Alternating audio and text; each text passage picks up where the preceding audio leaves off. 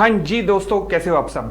दोस्तों, अक्सर जब आप किसी कंपनी में इन्वेस्टमेंट की सोच रहे होते हो तो आपके दिमाग में एक विचार आता है, वो ये कि हमें कैसी कंपनी में जाना चाहिए जिसके शेयर होल्डर कम से कम हो या जिसके शेयर होल्डर ज़्यादा से ज़्यादा हो।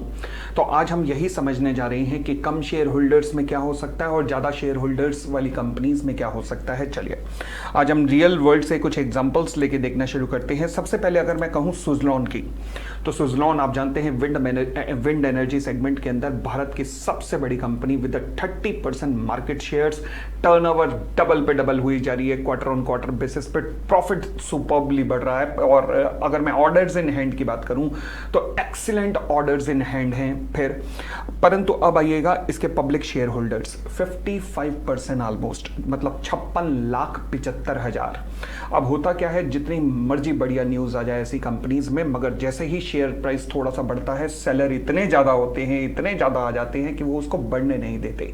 तभी आप देखेंगे सब कुछ एक्सीलेंट होने के बावजूद भी शेयर प्राइस स्टक हो गया है पिछले 1-1.5 साल से। तो ऐसी कंपनियों में ये होता है। सिमिलरली येस बैंक में आइएगा, येस बैंक में भी अगर आप देखेंगे तो सेम फीचर आपको मिलेगा। बहुत अच्छी न्यूज है, लगातार बैंक रिकवर कर रहा है, सब कुछ एक्सीलेंट चल रहा है, फाइनेंशियल रिकवरी ठीक ठाक हो रही है। वो जो पुराने बंधन थे उनको तोड़ के बैंक आगे निकल पड़ा है, परंतु फिर भी 63 लाख रिटेल शेयर होल्डर्स है, ये खींचे रहेंगे शेयर होल्डर को, ये शेयर प्राइस को। जैसे शेयर प्राइस आगे बढ़ने लगेगा वो सेलर बन जाएंगे, डिमांड कम हो जाएगी तो फिर शेयर प्राइस फिर नीचे।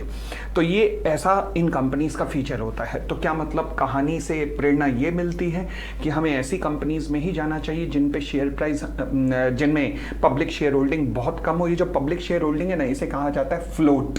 तो जिनमें फ्लोट कम हो, ऐसा भी नहीं है। फॉर एग्जाम्पल अगर ऐसा होता तो ओबरॉय रियलिटी देखिएगा, ओबरॉय रियलिटी में पब्लिक शेयर होल्डिंग केवल 2% है, मतलब 1 लाख शेयर होल्डर भारत जैसे देश में तो कुछ है ही नहीं। ओके, परंतु अब इसका चार्ट देखिएगा, अगर आप इसका चार्ट देखेंगे तो मतलब उससे तो लगना चाहिए कि लगातार ऊपर ही जाना चाहिए, बट ऐसा नहीं है। क्यों?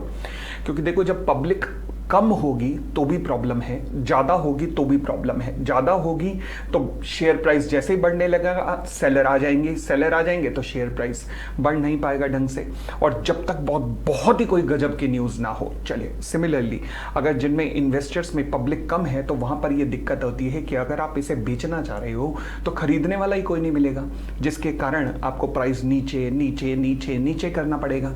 तो ये भी एक प्रॉब्लम हो सकती है ऐसी कंपनियों में। तो फिर यानी कि ध्यान रखना, जब भी आप किसी शेयर का सिलेक्शन करो तो फिर केवल इसी को क्राइटेरिया मत बना लेना कि ज्यादा शेयर होल्डर या कम शेयर होल्डर, ये इसी को एकमात्र क्राइटेरिया नहीं बनाना।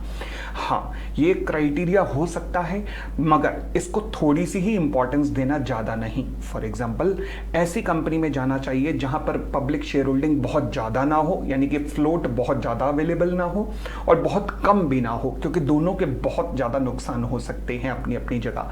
तो फिर आपको ऐसी ही कंपनी में जाना चाहिए जिसमें फ्लोट एप्रोप्रिएट अवेलेबल हो, मगर ये पूरा फैक्टर केवल एक सर्टेन परसेंटेज तक ही वेटेज रखता है, बाकी वेटेज रखते हैं उसका मैनेजमेंट, उसका बैकग्राउंड, उसके फाइनेंशियल्स, ये सब फैक्टर्स। ठीक है जी, तो उम्मीद करता हूं आपको ये कॉन्सेप्ट समझ आया होगा कि आज के बाद केवल पब्लिक शेयर होल्डिंग के बेसिस पर डिसीजन मत लेना। और अगर आप ऐसे ही और बेहतरीन बातें भी जानना चाहते हैं शेयर मार्केट से, इन्वेस्टमेंट से रिलेटेड, तो आप हमारा मेंबरशिप सेक्शन ज्वाइन कर सकते हैं। लिंक नीचे डिस्क्रिप्शन के अंदर दिया गया है, जहां हम ऐसे ही ज्ञान का शेयरिंग आपसे करते रहते हैं। Thank you, bye bye, take care.